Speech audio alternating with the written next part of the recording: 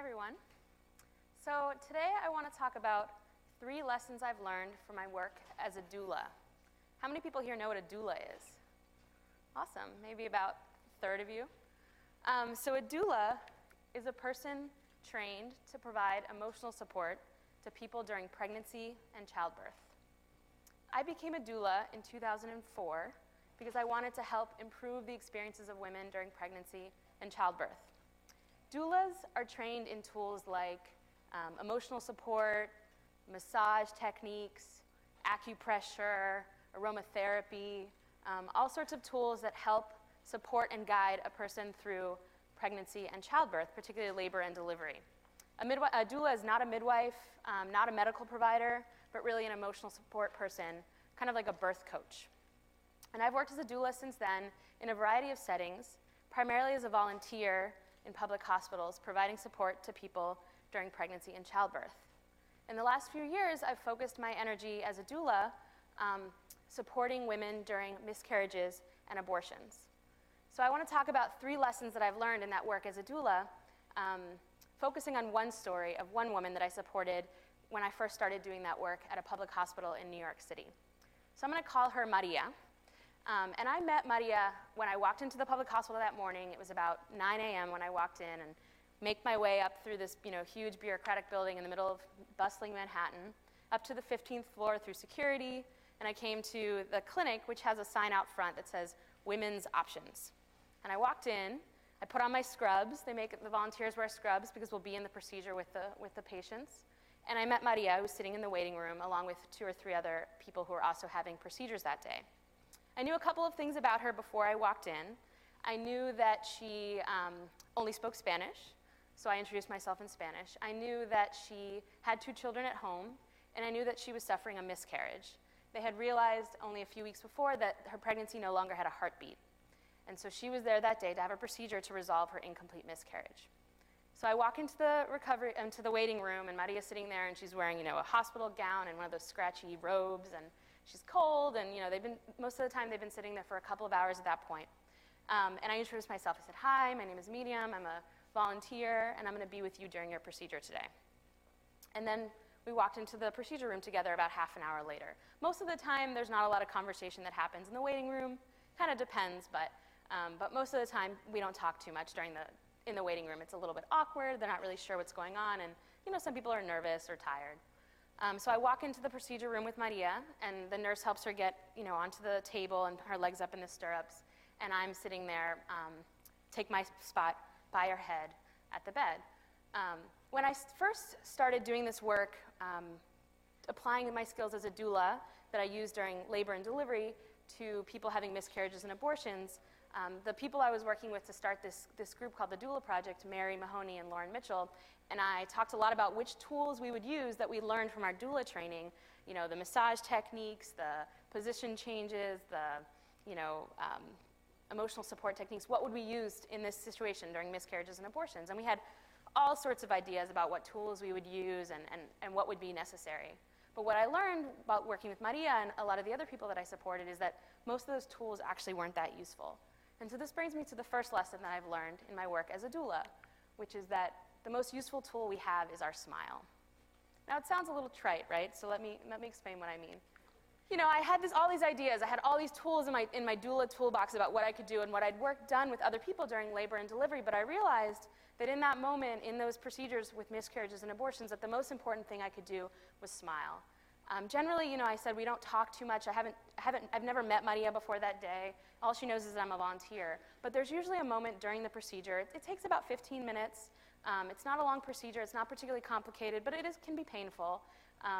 There's usually a moment somewhere in there, maybe 12 minutes in, where I'm holding her hand or maybe caressing her shoulder, not really talking much, and we have this moment of eye contact. And this has happened with a number of the people that I've worked with. And there's just this moment of connection. And all I'm usually doing is smiling and making eye contact. And I can just sort of feel the tangible moment of us connecting and me communicating my support for her without words at all, right? Really with just my smile. And that's really, been a transformative part of my experience as working as a doula.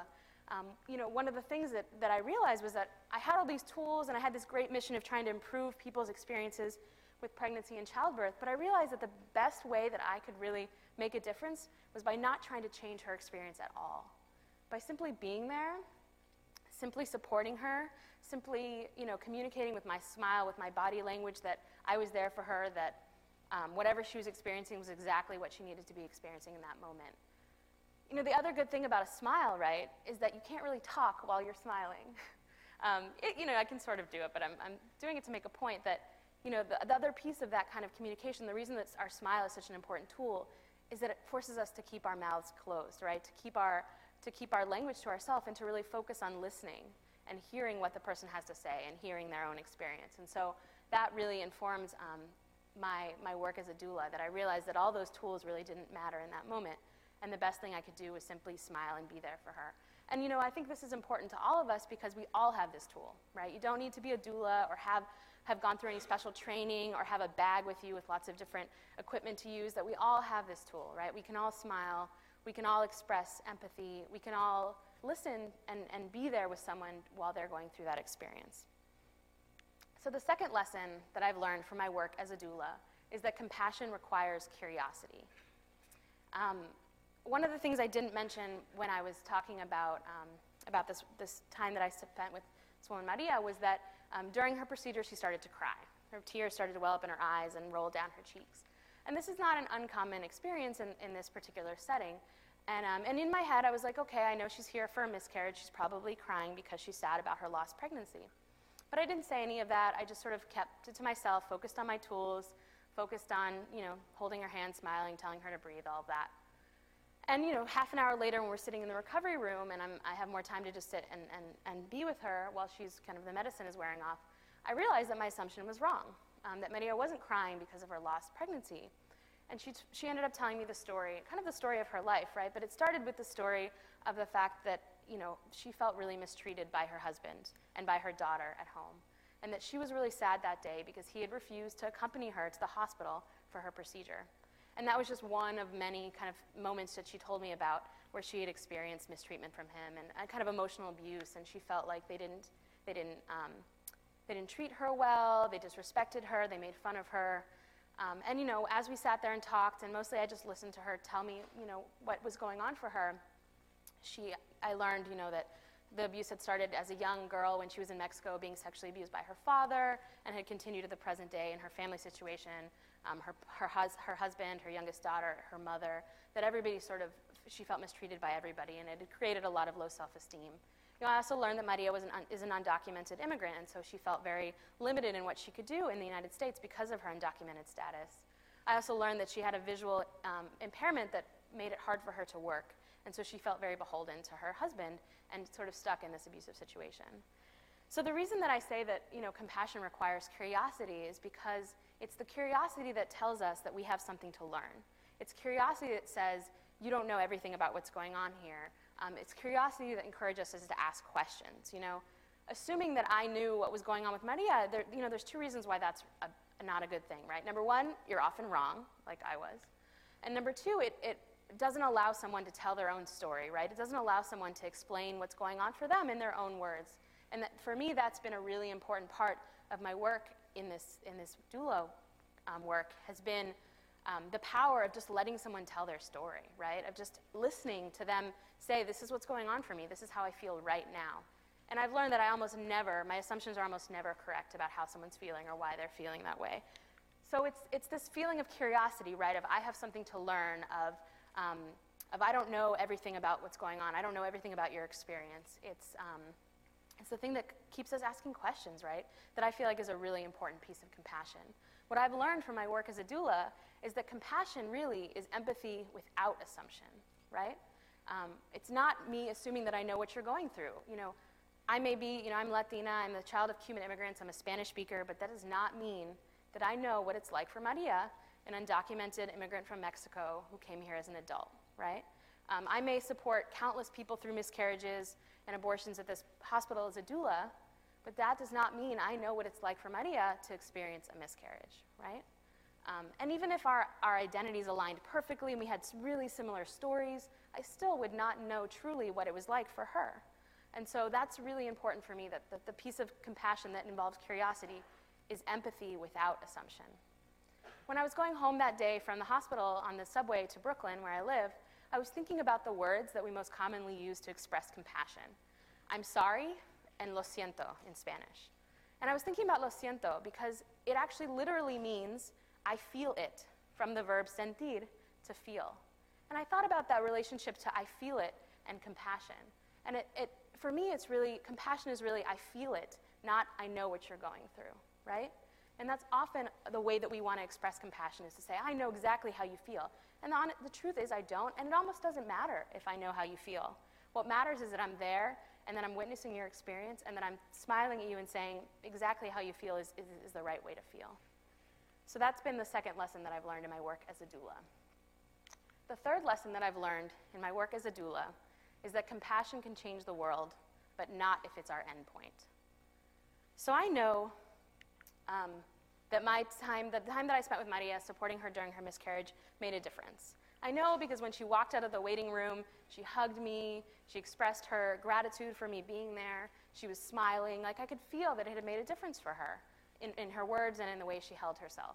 And I know because a few weeks later when she came back for her follow-up appointment and she talked to the supervisor, she told the supervisor that she was so grateful and she was smiling and she hugged her and that it made a big difference to her to have that support during her procedure.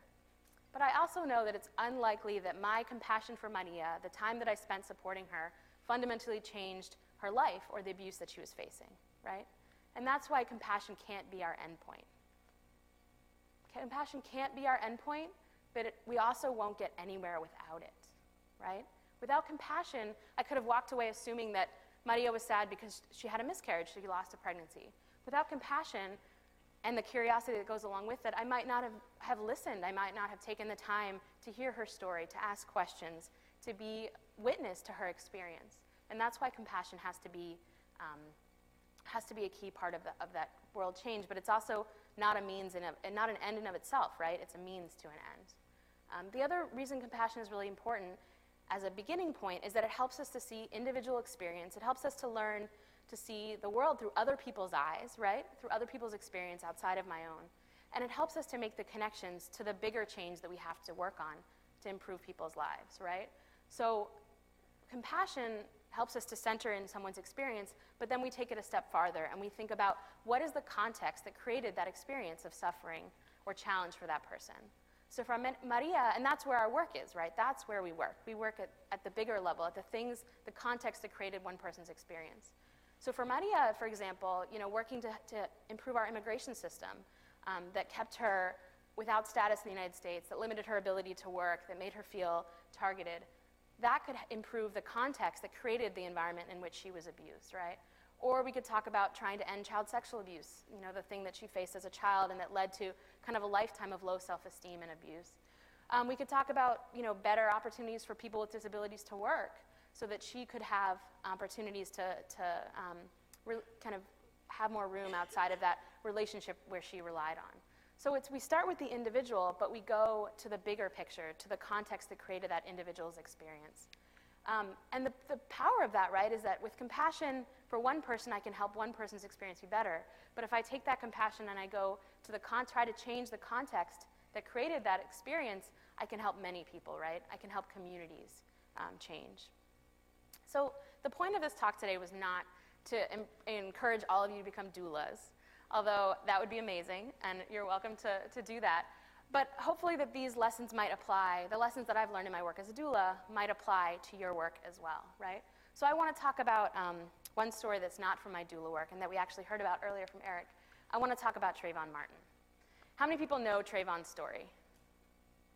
Okay, almost everybody in the room, right? So Trayvon was killed actually 2 months ago, 2 days and 2 months ago. He was a 17-year-old young black man in Florida who was shot and killed walking home to his stepfather's home in a gated community by George Zimmerman, the community watch leader.